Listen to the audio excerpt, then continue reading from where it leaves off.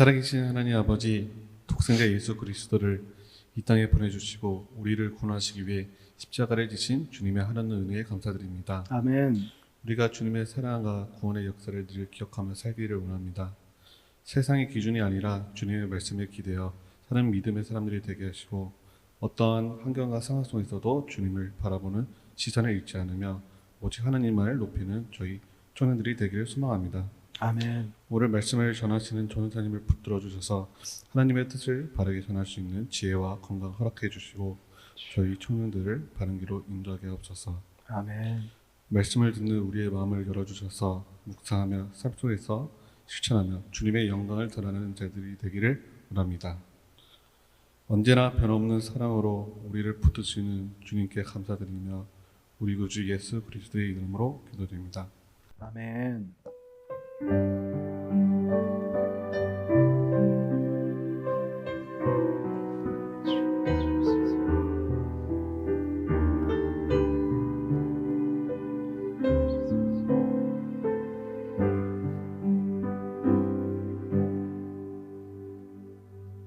사도신경으로 우리의 신앙을 고백합시다. 시작. 전능하사 천지를 만드신 하나님 아버지를 내가 믿사오며 그 외아들 우리 주 예수 그리스도를 믿사오니 이는 성령으로 잉태하사 동정녀 마리아에게 나시고 본디오 빌라도에게 고난을 받으사 십자가에 못 박혀 죽으시고 장사한 지 사흘 만에 죽은 자 가운데서 다시 살아나시며 하늘에 오르사 전능하신 하나님 우편에 앉아 계시다가 저리로서 산자와 죽은 자를 심판하러 오시리라. 성령을 믿사오며 거룩한 공회와 성도가 서로 교통하는 것과 죄를 사하여 주시는 것과 몸이 다시 사는 것과 영원히 사는 것을 믿사옵나이다. 아멘. 우리의 신앙 고백이었습니다. 2025년 12월 7일 안디옥 청년부 예배 시작합니다. 오늘 설교의 제목입니다. 함께 읽어볼까요? 이거 함께 읽으면 좋을 것 같아요. 시작. 나는 검지만 예뻐요 입니다. 그래요. 제가 수정을 했는데요. 수정을 안 하는 상태로 PPT가 올라갔군요. 예, 제 원고에는 저는 이제 나는 검지만 아름다워요로 수정을 했어요. 그래갖고 왜 웃냐면 이 예뻐요를 왜 아름다워요로 수정했는지를 한 자매가 제가 얘기를 했었거든요. 근데 예뻐요로 나왔네요. 네, 좋습니다. 네, 그래요. 실수가 참 많아요. 실수가 많은 전도사를 이해해 주셔서 감사합니다. 오늘 하나님께서 우리 안디옥 청년들에게 주시는 말씀은요, 아가서 1장 5에서 7절, 4장 9절, 7장 10절이에요. 여러분들 오늘은요, 성경을요 막 급히 찾으셔서 이 세 군데를 표시 안 해놓으셔도 됩니다. 왜냐면요, 하나님의 말씀 읽기 전에 제가 드릴 얘기가 있어요. 우리는 개역개정 성경을 사용하고 있지요. 근데 아가서가 생각보다요 굉장히 읽기가 어려운 책이에요. 내용이 어려운 것은 아니에요. 아가서는 독특합니다. 막 이 사람이 얘기를 하는 것 같은데 이 사람의 얘기와 이 얘기가 연결되는 얘기 같은데요. 막 주인공이 전환하는 시점이 드러나 있지가 않고요. 혼재되어 있어요. 그래서 이게 누구 말인지, 이게 누구 말인지, 어떤 상황인지가 명확히 우리에게 인지되지 않기도 합니다. 그러나 분명한 것은 저는 개역개정 성경을 우리가 공예배 때 사용하는 이 개역개정 번역판의 성경을 폄하하는 것이 아니에요. 왜냐하면 성경의 본문, 원문은 없지만 그래도 우리의 거슬러 올라갔을 때 우리가 본문으로 삼는 성경에는요 그렇게 누구의 말에다가 표시가 안 되어 있어요. 그 번역을 따랐습니다. 게다가 언어도 약간 개역개정 특유의 어투가 있죠. 그래서 이 사람들의 마음과 사랑을 파악하기에는 젊은이들이 조금 어려웠을 것 같아요. 저는 어떻게 했냐면 권위 있고 신뢰할 만한 번역을 가지고 왔습니다. 무엇이냐면요, 여러분들 이거 보시면은요 어느 번역본의 성경에서도 보기 어려운 번역이에요. 히브리어의 권위자이신 우리 학교 충신 신대원의 김대훈 교수님의 번역을 제가 가지고 왔습니다. 그래서 화면에 나온 번역을 보시고 함께 눈으로 따라와 주시면 될 거예요. 저는 오늘은 저 혼자 이 본문을 낭송할 겁니다. 그 의미도 여러분들 이 본문이 가지고 있는 메시지와 연관이 있어요. 제가 읽을 테니 눈으로 따라와 주십시오. 아가서 1장 5에서 7절 말씀입니다. 나는 검지만 아름다워요. 예루살렘의 딸들이여 게달의 장막 같고 솔로몬의 휘장 같아요. 내가 검은 것은 태양이 나를 쳐다본 까닭이니 나를 바라보지 말아요. 내 남자 형제들이 내게 화를 내며 나를 포도원의 일꾼으로 삼았어요. 내 포도원은 내가 지키지 못했답니다. 내게 알려주세요. 내 생명이 사랑하는 그대여. 그대는 어디서 먹이시나요? 어디서 정오에 쉬게 하시나요? 아가서 1장 5에서 7절 말씀입니다. 아가서 4장 9절 말씀입니다. 그대가 내 마음을 빼앗았소. 나의 신부여.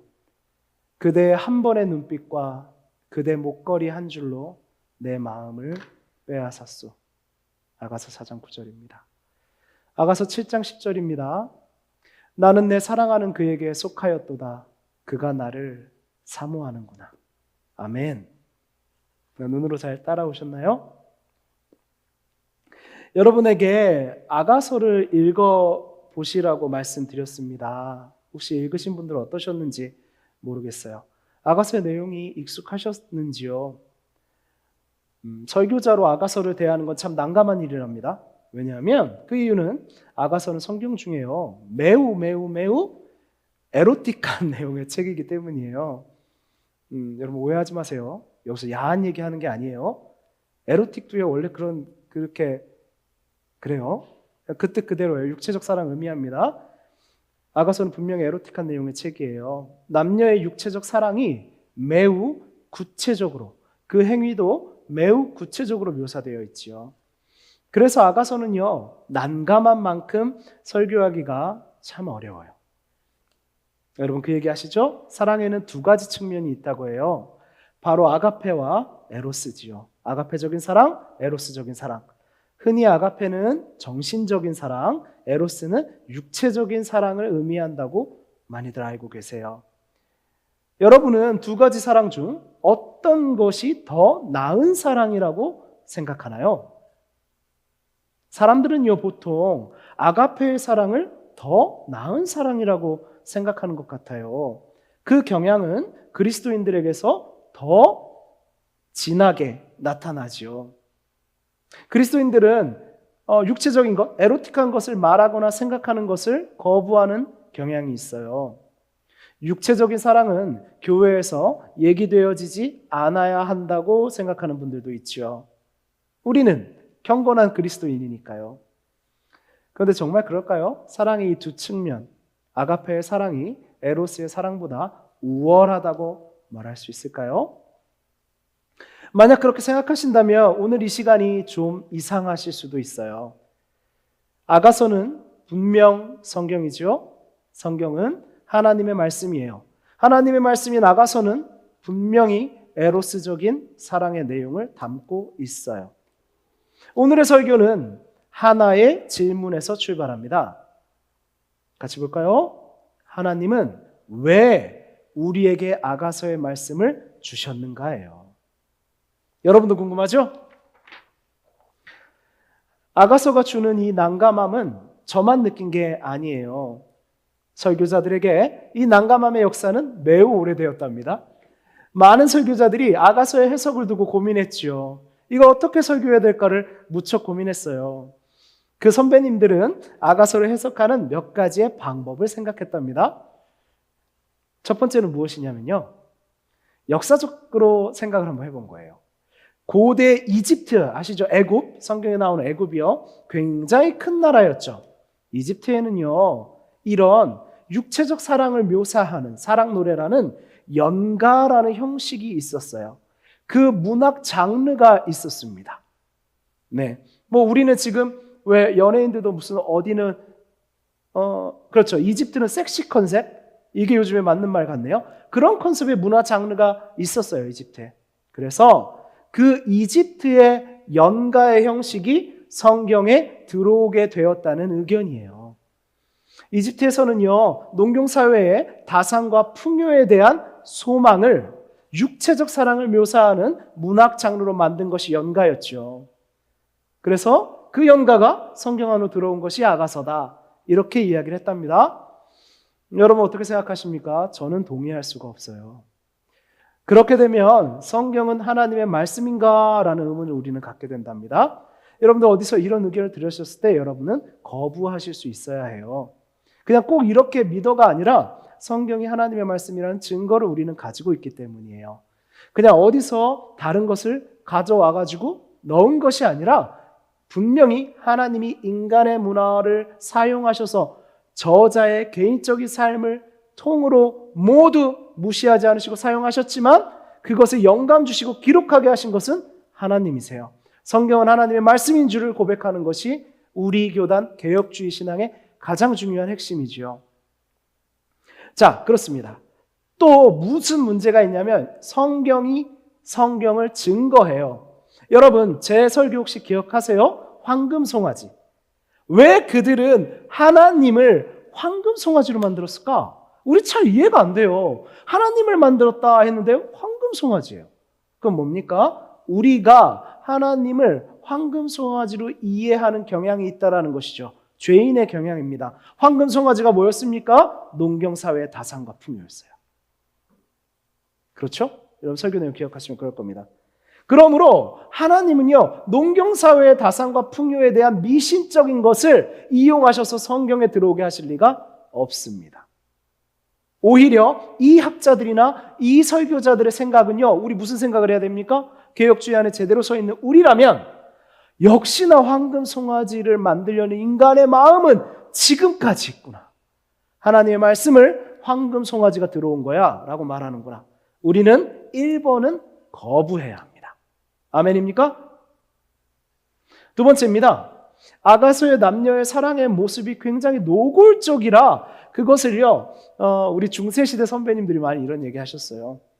하나님과 사람의 사랑의 어떤 것을 표현하기 위한 비유적 장치이다. 또는 예수 그리스도의 사랑의 앞으로 오실 예수 그리스도의 구속사를 표현하기 위한 모형적 장치이다. 이렇게 얘기를 하셨죠. 한마디로 이런 것이 실제로 육체의 사랑에다가 의미를 담아서 한 게 아니라 이런 걸 통해서 하나님과 우리의 사랑, 예수 그리스도와 우리의 사랑, 이것들을 묘사하기 위해서 이렇게 모형처럼 한 거지 실제 육체적 사랑을 표현한 건 아니야. 이렇게 말한 거예요. 그러면 아가서는 육체적 사랑을 얘기한 게 아니겠죠. 그런데요, 우리가 성경을 우리가 가진 불편함이 있다고 해서 다 비유나 모형으로 생각해도 괜찮을까요? 자, 하나님을 한번 생각해 보죠. 하나님이 어떠한 메시지를 주기 위해서 굳이 사람들이 불편해서 인정하기 싫은 장치를 사용하셔서 성경을 쓰셨겠습니까? 하나님은 비밀쟁이신가요? 아닙니다. 아니요. 아가서는 분명하게 사람의 성적 매력이나 연애 감정을 생생하게 묘사하고 있습니다.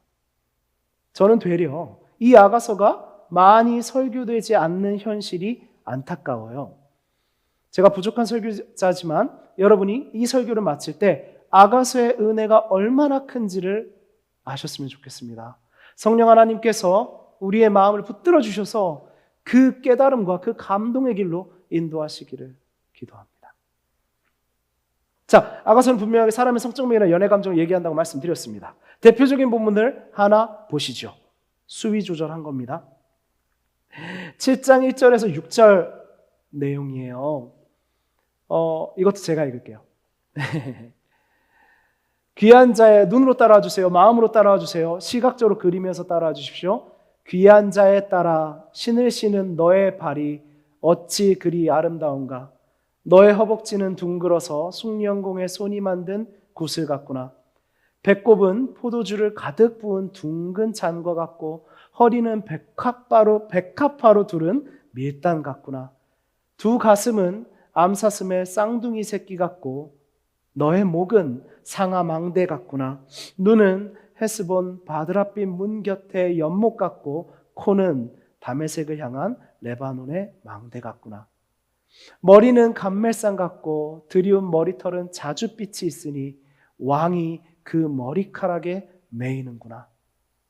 내 사랑아, 네가 어찌 그리 아름다운지, 어찌 그리 화창한지 즐겁게 하는구나. 아멘. 아멘이죠? 하나님의 말씀입니다. 본문에서요, 어떤 상황 같습니까? 두 사람은 서로를 덮고 있다라고 표현이 됩니다. 두 사람은 서로를 덮고 있어요. 그리고 두 사람은 겹쳐진 채로 서로의 온몸을 관찰하고 지나가고 있는 것입니다. 그래서 서로가 나체로 발끝부터 올라가고 있는 거예요. 그래서 사랑의 행위를 하면서 감탄하고 있는 겁니다. 이 사랑하는 이 사람의 몸에 대해서 말이죠. 그 표현입니다. 두 사람은 분명히 사랑을 나누고 있습니다. 여러분, 성경엔 감추어진 암호가 없습니다. 분명히 아셔야 합니다. 암호가 있다고 생각하는 건 이단들이 많이 그러죠. 이건 그 뜻이 아니라 자기가 성경을 풀었다. 암호가 있지 않습니다. 하나님은 비밀 암호를 두시고 야 풀어봐 하시는 그런 분이 아닙니다. 성경은 명확한 진리를 드러내는 하나님의 말씀이지요. 만약 우리가 암호처럼 느껴지고 보이지 않는 게 있다면 우리의 죄가 우리의 눈을 어둡게 하기 때문입니다. 그래서 우리는 원작자이신 하나님의 표현을 존중하고 받아들여야 합니다. 그것이 성경을 대하는 올바른 자세예요. 우리 마음대로 편집하거나 이거는 아니야 지우거나 하면 안 됩니다. 우리가 아가서를 있는 그대로 하나님의 말씀으로 받아들일 때 아가서를 주신 하나님의 뜻을 바르게 알 수 있습니다. 아가서의 구조는 이렇게 되어 있어요. 흥미롭죠? 사랑에 빠진 두 사람입니다. 1장 2절부터 2장 7절의 내용이지요. 사랑을 찾았으나 잃고 다시 찾습니다. 2장 8절부터 3장 5절입니다. 사랑의 완성과 하나가 되는 절정의 순간이 나타납니다. 3장 6절에서부터 5장 1절입니다. 사랑을 잃었다가 또다시 찾습니다. 두 번째랑 같이 대꾸를 이루네요. 또 위기가 찾아오고 다시 사랑을 갈망하며 찾습니다. 5장 2절부터 8장 4절입니다. 어떻게 마무리됩니까? 사랑에 대한 확인과 확신으로 마무리가 됩니다. 8장 5절부터 14절의 내용입니다. 오늘의 본문은요, 사랑에 빠진 두 사람을 묘사한 부분과 사랑을 다시 찾고 완성으로 나아가는 부분에 담긴 내용을 발췌했습니다. 먼저 무엇이었죠? 본문 1장 5장부터 7절의 이야기였죠. 여러분들 본문을 봐주면서 편안하게 제 이야기를 들어보십시오. 아가서는 유사함을 혹시 느끼셨습니까? 룻기와 비슷하게 보시면 참 좋습니다. 근데 룻기는 교차될 때 등장인물이 등장도 하고 누구의 말이라고 이게 좀 오는데요. 아가서는 그렇지가 않아요. 시와 노래 같은 느낌이기 때문에 그래요. 그런데 비슷하게 이해하시면 돼요. 스토리와 상황을 그려보시면 됩니다. 본문은 한 여인의 자기 인식으로 시작합니다. 자기 선포로 시작합니다. 굉장히 독특하지요. 누가 묘사하는 것이 아닙니다. 한 여인이 자기 자신을 이렇게 선포하고 있습니다. 그녀는 이렇게 표현해요. 나는 검지만 아름다워요.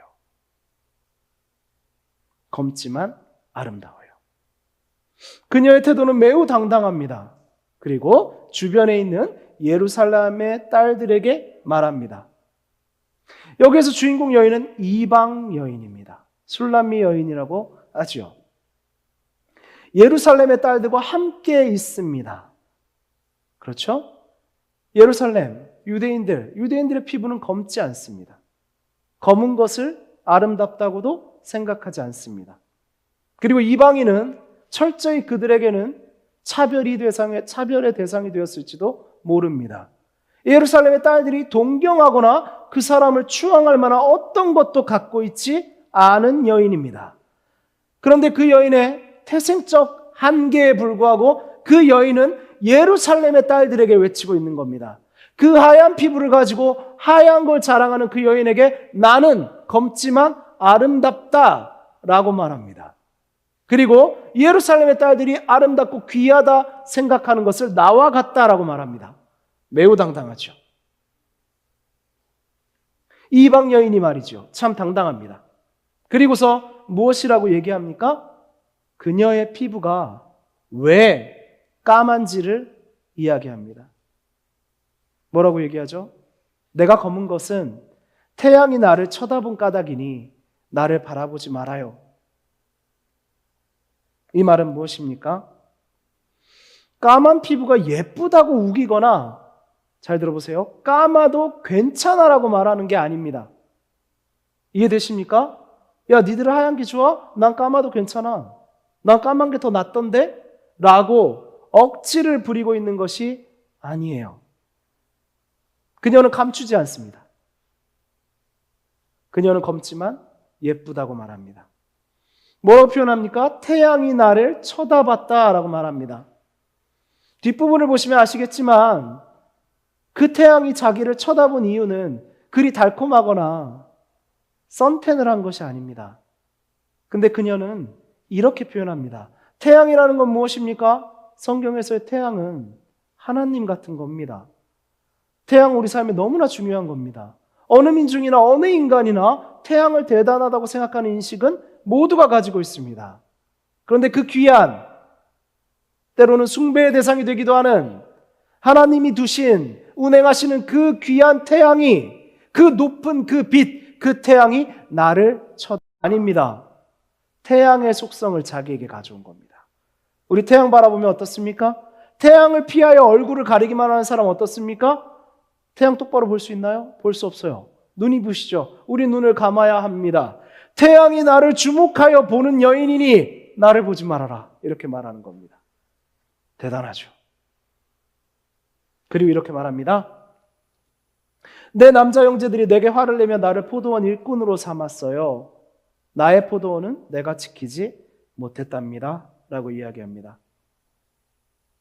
그녀의 이야기를 들어보니 그녀의 삶을 조금은 알게 됩니다.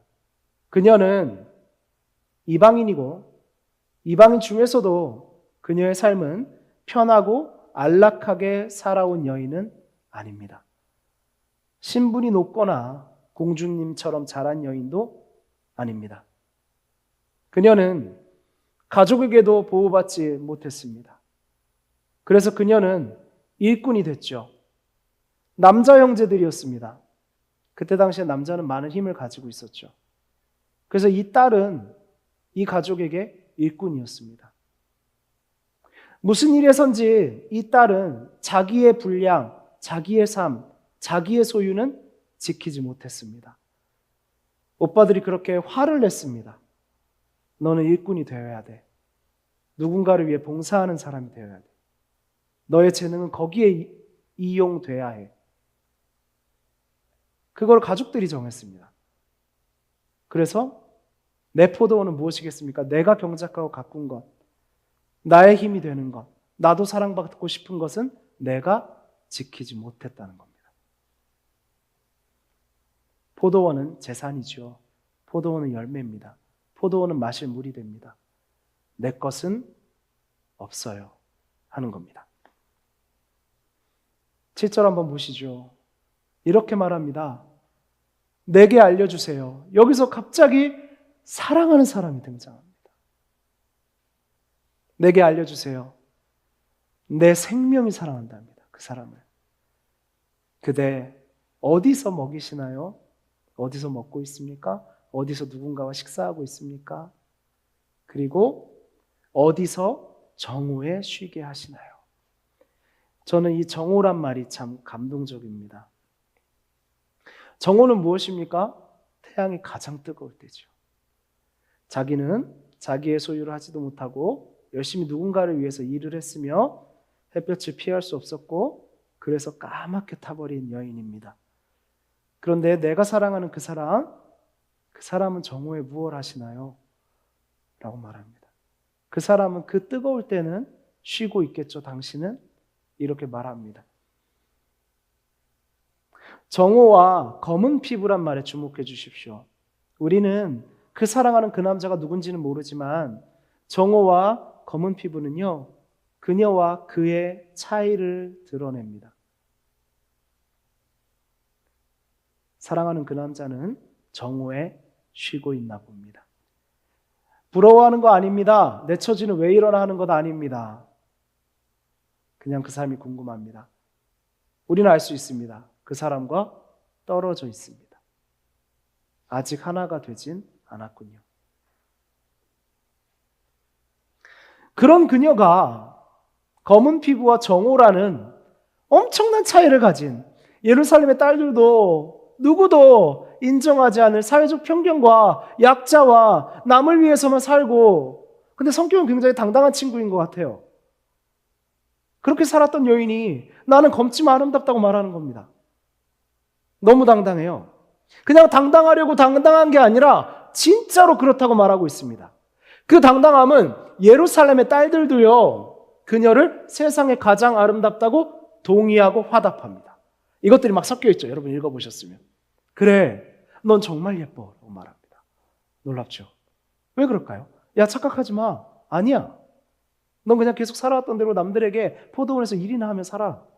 그게 아니라 아니야. 넌 진짜 아름다운 사람이야. 너라는 사람이. 이렇게 말해요. 대체 그녀는 왜 이렇게 아름답고 당당하단 말입니까? 그녀가 드러내는 정체성은요, 사랑받는 여인의 정체성이기 때문이에요. 그녀는 사랑받는 사람이에요. 그렇다면 우리 궁금합니다. 대체 그녀는 누구에게서 어떠한 사랑을 받기에 이렇게 당당하단 말입니까? 오늘 두 번째 본문입니다. 그녀를 사랑하는 그 남자의 이야기입니다. 그대가 내 마음을 빼앗았소. 나의 신부여. 그대의 한 번의 눈빛과 그대의 목걸이 한 줄로 내 마음을 빼앗았소. 나의 신부여, 직관적으로 이해가 되시고 헷갈리지 않기 위해서 신부여 안에 들어있는 내용 중에 제가 뺀 것이 있는데요. 뭐가 있냐면 나의 누이. 이 말은 뭐냐면요, 이제 앞에 부분 설교가 됐으니까 아시겠죠? 친밀함을 나타냅니다.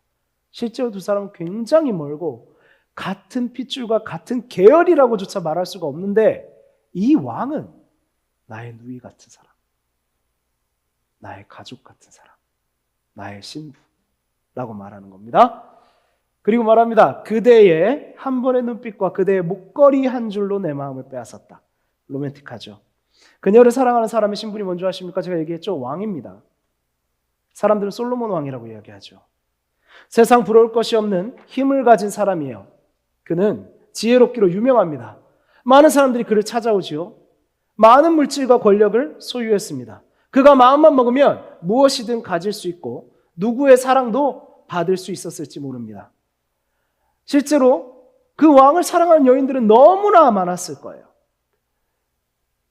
더 피부가 하얗고 더 좋은 집안에 일 한번 해보지 않은 많은 여성들이 이 왕을 꿈꿨을 겁니다. 소망했을 거예요. 그런 그가 포도원의 이 여인에게 마음을 빼앗겼어요. 그녀의 찰나의 눈빛과 한 줄의 목걸이에 말이지요. 대비해 보십시오. 사람들의 칭송과 내가 사랑하는 사람의 찰나의 눈빛입니다. 많은 사람들이 올 것입니다.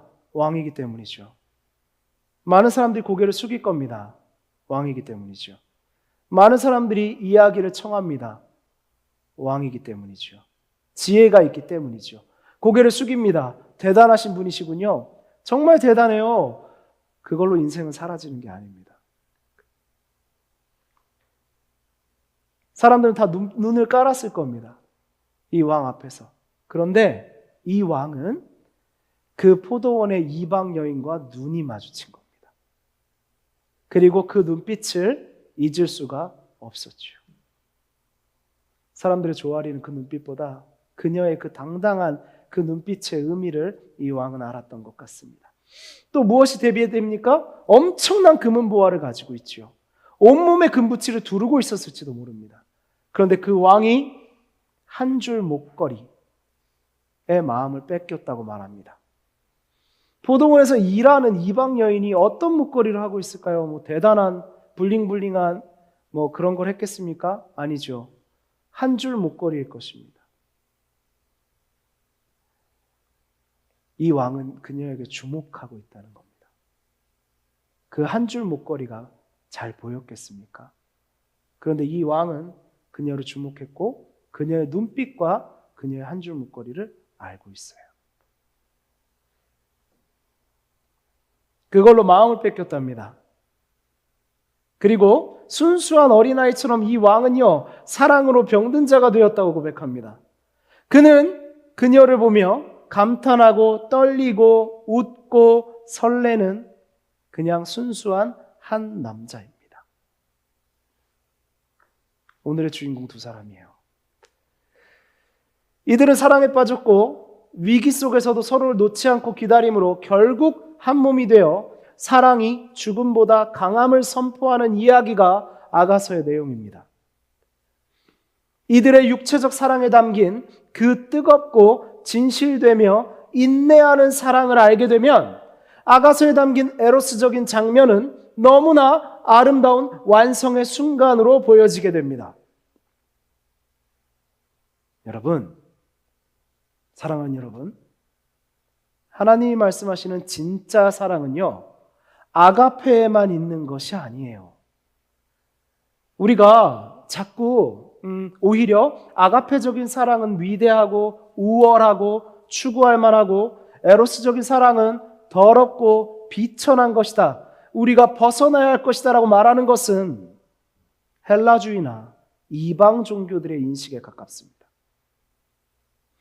처음에 그리스도의 몸의 부활을 증거했던 사도들도요, 이방 문화와 부딪혔을 때 하나님이 어떻게 더러운 육체가 되냐, 이런 비난을 받았어요. 그리고 우리의 영을 몸에서 탈출시켜 주셔야지 무슨 하나님이 육체의 부활을 하냐, 이렇게 말했어요. 우리가 지금까지도 그 생각을 비슷하게 합니다. 아닙니다.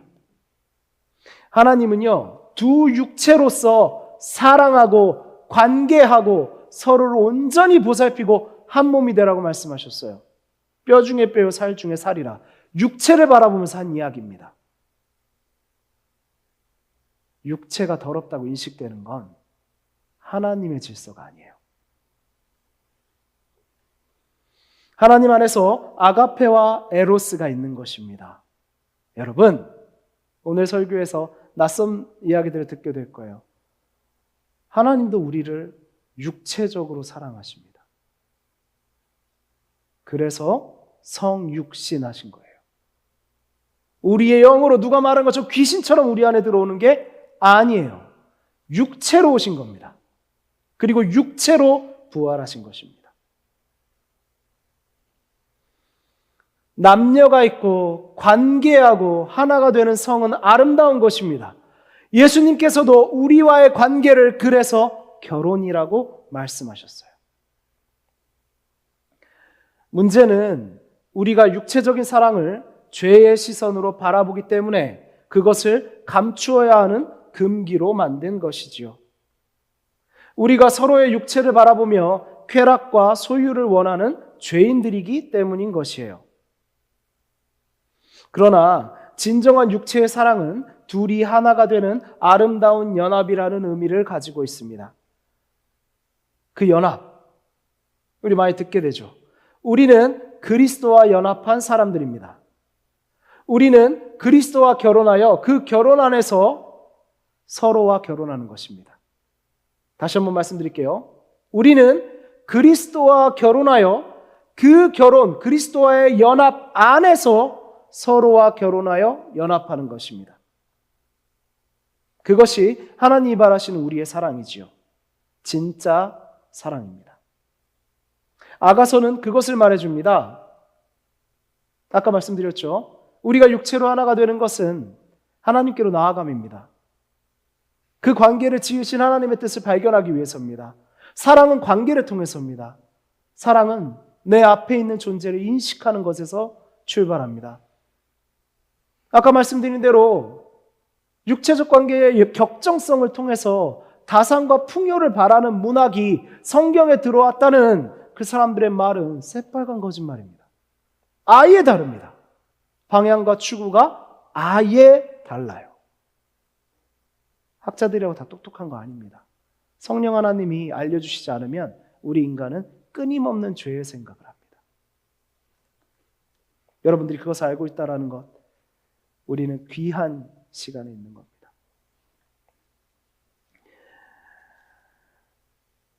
사랑에 빠진 이방 여인과 왕의 모습을 통해 우리는 진짜 서로를 사랑하고 그리워하며 기다리고 하나가 되는 모든 것을 초월하는 사랑의 힘, 그것을 아가서를 통해 보게 됩니다.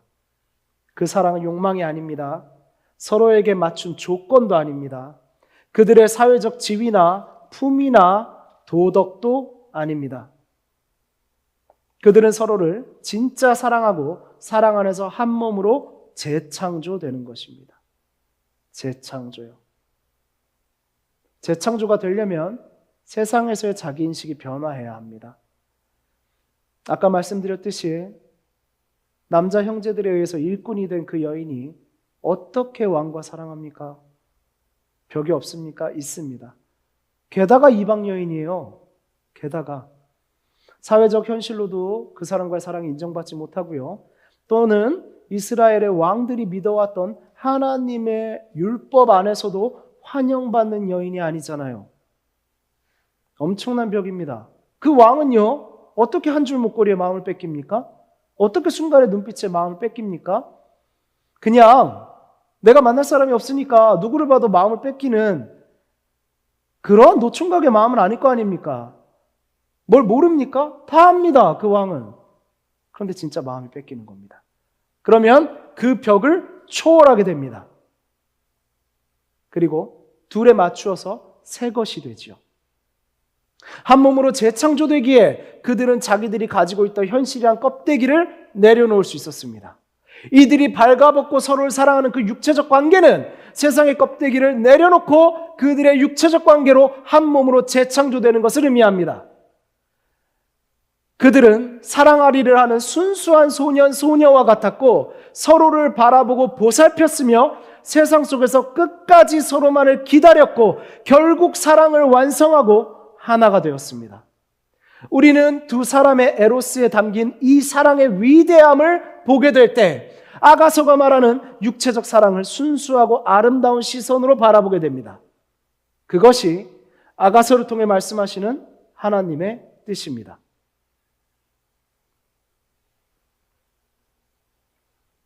성경에는 목적이 있어요. 성경의 목적은요, 우리를 죄로부터 돌이키고 그리고 그리스도를 바라보게 합니다. 아가서는요, 난감한 표현이 많아도 이 두 가지 목적에 충실합니다. 아가서에 담긴 하나님의 뜻을 이제 우리 알았죠? 그러면 우리는 오늘의 본문에 두 개의 제목을 붙일 수 있습니다. 첫 번째 제목입니다. 함께 읽겠습니다. 시작. 너의 의미입니다. 너의 의미란 노래도 있었죠. 아이유가 리메이크했던 너의 의미는 이런 겁니다. 여러분이 세상에서 어떤 사람이든 그 또는 그녀가 어떻게 살아온 사람이든 여러분은 여러분을 사랑하는 그 사람을 사랑하시겠습니까? 서로의 차이가 너무나 크게 느껴질 때 더 큰 소망으로 서로를 인내하며 기다리시겠습니까? 내가 그 사람을 사랑함으로 사람들이 그 사람을 아름다운 사람이라 말하게 하시겠습니까? 담임 목사님 설교하셨죠.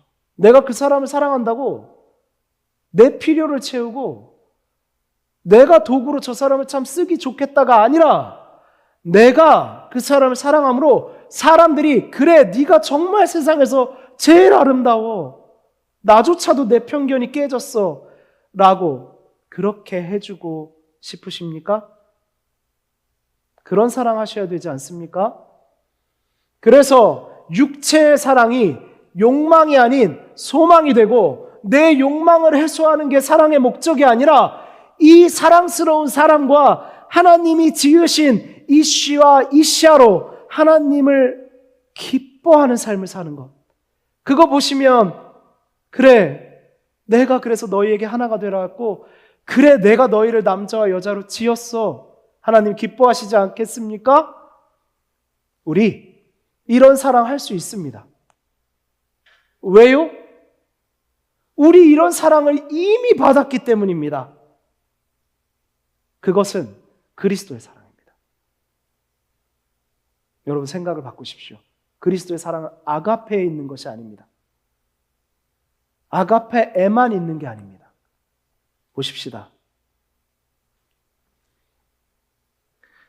그 또는 그녀가 어떻게 살아온 사람이든 여러분은 그 사람을 사랑하겠냐 질문했습니다. 예수 그리스도는 우리가 죄인됨으로 예수 그리스도를 비난하고 모욕하고 그에게서 돌아섰으며 침뱉는 자였고 모욕하는 자였고 벌거벗게 하는 자였고 못 박고 때린 자입니다. 그게 우리의 죄예요. 우린 그런 사람이에요. 하나님께로부터 멀어지는 사람에게는 안 그랬을 거라고요? 지금 예수님이 계시면 안 그럴 것 같습니까? 사람들은 그럽니다. 지금은 더 심할지 몰라요. 그를 결코 용납하거나 가만히 두지 않을 거예요. 우리의 죄가 하나님께로부터 돌아서서 내 뜻대로 내 분별로 가겠다고 했던 그 선악과 앞에서의 우리의 수치적인 그 죄가 아직도 우리를 붙잡고 있기 때문입니다. 그래서 싫어요. 그래서 정말 싫습니다. 그걸 말하는 사람 싫어요. 위선자를 좋아합니다. 세상은. 그래요. 그러나 예수님은 원수된 우리를 사랑한다. 사랑한다. 하셨어요. 죄인을 위하여 왔노라. 폼이 나는 말 같습니까? 죄인은 예수님을 때리고 죽이고 모욕하고 침뱉는 자들입니다. 그들을 위해서 내가 왔다. 그 사랑입니다. 어떤 사람이든 사랑하는 겁니다. 서로의 차이가 너무나 크게 느껴질 때 더 큰 소망으로 서로를 기다리라고 말씀드렸습니다. 기다려야 합니다. 차이가 크면 빨리 안 이루어집니다. 빨리 가지려고 하지 마세요. 빨리 좋은 모양인 척을 하려고 하지 마세요. 그 차이가 클수록 세상에 난관도 있을 수 있습니다. 사랑하려면요. 그런데 기다리십시오. 인내하십시오. 예수님과 우리의 차이가 어느 정도입니까? 하나님과 피조물의 차이입니다. 기다리십시오. 내가 그 사람을 사랑함으로 사람들이 그 사람을 아름다운 사람이라 말하게 하라고 했습니다. 예수 그리스도께서 우리를 사랑하심으로 죄인된 우리가 세상에서 빛이라 불립니다. 교회라 불립니다. 그리스도의 지체라 불립니다. 그리스도의 신부라 불립니다. 우리가 그것을 획득한 것이 아닙니다. 그분이 주신 겁니다. 그래서 세상은 거부하는 척하지만 우리의 복음의 빛 앞에서 그것을 원하고 때론 두려워하고 때로는 업신여기는 척이라도 하고 싶어하는 겁니다. 우리가 귀하기 때문이에요. 그렇습니다. 예수 그리스도의 사랑은 아가서의 사랑, 예수 그리스도의 사랑의 모습과 같습니다. 두 번째 제목입니다. 이런 제목 한번 붙여보지요. 오늘의 본문에 함께 읽겠습니다. 시작. 너와의 사랑은 나의 방향을 바꾸게 한다입니다. 너와의 사랑은 나의 방향을 바꿉니다.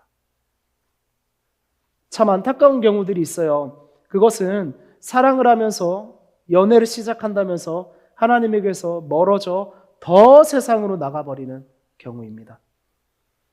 이렇게 하나님에게서 멀어진 커플은요, 세상에서 즐거움을 쫓다가 세상의 규칙들에 얽매이다가 서로를 욕망하는 육체적 관계에 갇혀버리는 경우를 저도 종종 봅니다. 아가서의 노골적인 육체적 사랑에 대한 표현들은 결코 성적인 쾌락 추구를 그리게 하거나 야한 얘기로 우리의 성적 욕망을 부추기기 위해 있는 것이 아닙니다. 아가서의 주인공들은 세상에서 말하는 사랑과는 다른 길을 선택했고 이방 여인은 당차게 왕과의 사랑을 소망했으며 그들은 이루어지지 않을, 세상에서 봤을 땐 이루어지지 않을 그 관계의 벽을 넘어 서로를 그리워하며 정결하게 기다렸으며 결국 결혼이라는 언약을 맺고 사랑의 관계 안에서 영혼과 몸이 하나가 되었습니다. 이들의 사랑은 세상을 거슬러 완성한 것입니다. 이들의 진심을 모르는, 이런 사랑을 모르는, 이 사랑을 부정하는 죄인들은, 세상 사람들은 이 관계를 어떻게 생각할까요? 진짜 사랑이 아니라고 했을 겁니다. 그들은 이런 스토리를 더 좋아했을지 모릅니다. 왕이 누구를 기다립니까? 눈빛에 반했다 한들 그것을 인내하고 기다립니까? 왕이? 준비합니까? 그럴 필요 없습니다. 왕은 기다릴 필요 없어요. 일방적이어도 됩니다. 힘이 있으니까요. 일방적으로 저 사람 데려와 하면 됩니다. 여인은 어땠습니까? 여인은 이 왕을 사랑의 시선으로 보기도 전에, 이 왕이 어떠한 남자인지 알아보기도 전에, 이 왕의 사랑을 느끼기도 전에 육체적 도구가 됐을 겁니다. 그들은 서로를 버렸을 겁니다. 그들은 서로를 미워했을지도 모릅니다. 세상 사람들은 누구도 그것을 아름다운 사랑이라 칭송하지 않았을 겁니다. 그들이 함께 침대에 있는 모습은 자세히 묘사될수록 야한 영상을 보는 듯 했을 것이고, 그 현장은 사람이 사람을 소유하는 폭력의 현장이 되었을 것입니다. 우리의 사랑은 이런 모습이 되면 안 됩니다. 여러분, 떠오르는 장면과 사람이 있습니까? 혹시 성경은 모두 연결되어 있거든요. 저는요, 다윗과 밧세바가 생각납니다. 정확히 대치됩니다. 아가서 왕과 여인의 사랑이죠. 다윗과 밧세바, 엄청난 차이가 있는 왕과 부하의 아내 관계입니다. 두 사건 모두 육체적 사랑이 등장합니다. 다윗과 밧세바 어땠나요? 세상 사람들이 정확히 이해하기 쉬운 스토리였기 때문에 죄인 겁니다. 하나님이 그렇게 사랑하고 택했던 다윗이 너무나 세상적이었기 때문입니다. 다윗의 죄는 작지 않습니다. 어땠나요? 왕이죠? 눈빛이 어떻게 봅니까? 그 높은 곳에서 무엇을 봤습니까? 제가 설교했었죠? 버섯다를 본 겁니다. 자세히 못 봤어요. 성경에도 그런 표현 없어요. 그 몸에 대한 묘사도 없어요. 그냥 목욕하는 걸 본 겁니다. 그게 다입니다. 잘 안 보여요. 높은 곳에서. 근데 이 밤에 누가 목욕하네? 거기에 욕망이 생긴 겁니다. 기다립니까? 갈망하고 어려움을 헤쳐나갑니까? 아니요. 쟤 데리고 와. 누구니? 데려옵니다. 밧세바가 선택할 수 있습니까? 거절할 수 있습니까? 안 됩니다. 내 남편의 왕이어서 더 안 됩니다. 그래서 성경은 여기에 대한 묘사를 자세히 하지 않습니다. 여러분, 그게 경건합니까? 아가서의 표현은 불편합니까? 아니요. 그래서 아가서는 자세히 묘사하십니다. 하나님. 근데 여긴 없어요. 봤다, 불렀다, 잤다, 갔다, 임신했다. 이렇게 되어 있습니다. 둘 다 육체적 사랑입니다. 다르죠? 여러분께 질문합니다. 여러분은 어떤 육체적 사랑을 하시겠습니까? 다윗은 돌이켰죠. 다윗도 그렇게 넘어졌습니다. 사랑은 죄로 왜곡된 것들에서 방향을 돌려 하나님의 세계를 바라보며 함께 나아가는 겁니다. 그게 사랑이에요. 여러분 연인이라면, 여러분 아내가 있고 남편이 있고 부부라면 예배 공동체로 세워지십시오. 그 두 사람이 제일 작지만 단단한 교회가 되십시오. 둘만의 예배를 하십시오. 말씀을 얘기하고 아가서의 사랑을 보며 감탄하십시오. 우리도 그렇게 사랑하자 하십시오. 서로의 매력에 감탄하십시오. 괜찮습니다. 착각은 하지 마시고요. 욕망 때문에 하지 마시고요. 하나님 안에서 하나님이 바라봐도 부끄럽지 않게 서로를 마음껏 사랑하세요. 오늘 서로를 덮고 겹치어진 두 사람처럼 얼굴을 마주보며 사랑을 나누며 서로의 구원을, 서로가 하나님 안에 있음을 기뻐해 주십시오. 사랑하는 여러분, 하나님 안에 있는 사랑으로 방향을 바꾸십시오. 그리스도는 우리를 사랑하심으로 세상에서 우리를 돌이켜 예배자가 되게 하셨습니다. 오늘 본문에 마지막 부분이 있었죠. 제가 얘기를 안 나눈 것 같아요. 그 부분 한번 보겠습니다. 이들의 사랑이 완성으로 가며 여인이, 그 멋진 술람미 여인이 이렇게 고백합니다. 나는 내 사랑하는 그에게 속하였도다. 그가 나를 사모하는구나. 엄청난 말입니다. 아까 본문만 보셨을 때는 이 말씀에 무슨 감동이 있을까 했죠? 평범했죠? 아니요. 그가, 그 왕이 나를 사랑한다. 나를 왜 사랑할까? 이래서 그런가 보다가 아니라 정말 그 사람이 나를 사랑한다. 우리의 왕이신 그리스도께서 우리를 사랑한 것처럼 말이죠. 그리고 또 중요한 게 있답니다.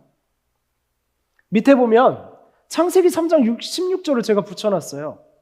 너는 남편을 원하고 남편은 너를 다스릴 것이라. 이 말씀 언제 나왔습니까? 우리가 서로를 봐도 우리에게 수치가 있었습니까? 벌거벗었으나, 제가 자주 얘기하죠, 부끄럽지 않던 존재였습니다. 우린 서로를 어떻게 감탄했습니까? 뼈 중에 뼈요 살 중에 살이라 하였습니다. 그와 내가 한 몸인 걸 알았습니다. 알고 서로 다르더라도 각기 바라보는 것으로 만족하고 감사하며 사는 존재였습니다. 그러나 우리가 선악과를 알게 하는 나무의 열매를 먹고 우리 안에 죄가 들어왔을 때 우리는 서로의 몸을 가리고 맙니다. 우리는 수치스러운 존재가 됩니다. 욕망하기에 수치스러운 겁니다. 그 욕망의 시선으로 나를 검열합니다. 안전하지 않습니다. 내 앞에 내 한 몸인 그 사람도, 나에게 사랑을 고백한 그 사람이 안전하지 않습니다. 그 사람의 이익과 욕망으로 나를 바라보기 때문입니다. 황급히 몸을 가립니다. 하나님 매우 안타까우셨습니다. 너희들 이제 이렇게 될 거야 라면서 이렇게 얘기하십니다. 너는 남편을 원하고, 여인에게 말합니다. 남편은 너를 다스릴 거야. 너는 남편을 원하고 갈망하고 속하고, 그런데 그 남편은 너를 지배할 거야. 이렇게 말씀하셨죠. 이 두 본문에서 나는 내 사랑하는 그에게 속하였도다. 그가 나를 사모하는구나. 사모하다와, 보세요, 원하다는 같은 단어입니다. 그렇죠? 오늘 아가서 본문은 말하죠. 사모하여 속한다. 사모하여 그에게 속한다. 이것은 회복된 관계입니다. 하나님의 질서로 방향을 바꾼 거죠. 왜요? 여기 보시면 방향이 바뀌어 있어요. 어떻게 바뀌었습니까? 여인이 남편을 사모하는데 다스림을 받는다가 아니라 그 남자가 나를 사모한다. 방향이 바뀐 겁니다. 그리고 사모하면 어떻게 됩니까? 서로에게 속한다. 아내, 성령 하나님이 우리 안에, 네가 내 안에, 내가 네 안에. 예수님 말씀하신 속한다. 서로가 속한다. 속한다는 건 연합입니다. 하나가 되는 겁니다. 사모하면 하나가 됩니다. 아멘. 창세기에서 우리를 안타까워시 하는 하나님의 말씀은 뭡니까? 사모하면 지배하는 관계가 된다. 이 말씀이었어요. 어떻습니까? 아가서는, 이 두 사람은 그것에 대한 회복의 길로 방향을 바꾼 겁니다. 방향의 전환이죠. 이들의 사랑은, 그 인내는, 그 벽을 초월한 사랑은 이 두 사람을 하나님이 원하시는 관계로 회복되어 가게 하였습니다. 이제 설교 마무리할게요. 설교를 마무리하며 여러분께 질문하고 싶습니다. 여러분은 거짓된 육체에 대한 사랑에서 돌이키시겠습니까? 아멘입니까? 여러분은 나의 필요에 의한 도구적 사랑에서 돌이키시겠습니까? 여러분은 사랑에도 누군가가 누군가를 지배하는 것을 질서라고 생각하는 인식에서 돌이키시겠습니까? 여러분은 아가서를 통해 그리스도의 사랑이 보이십니까? 우리 한번 크게 할까요? 여러분은 아가서를 통해서 그리스도의 사랑이 보이십니까? 좋습니다. 그렇다면 여러분에게 하나님이 아가서를 성경으로 주신 이유는 명확한 것입니다. 이제 분명해졌습니다. 아가서는 하나님의 사랑이 담긴 분명한 성경입니다.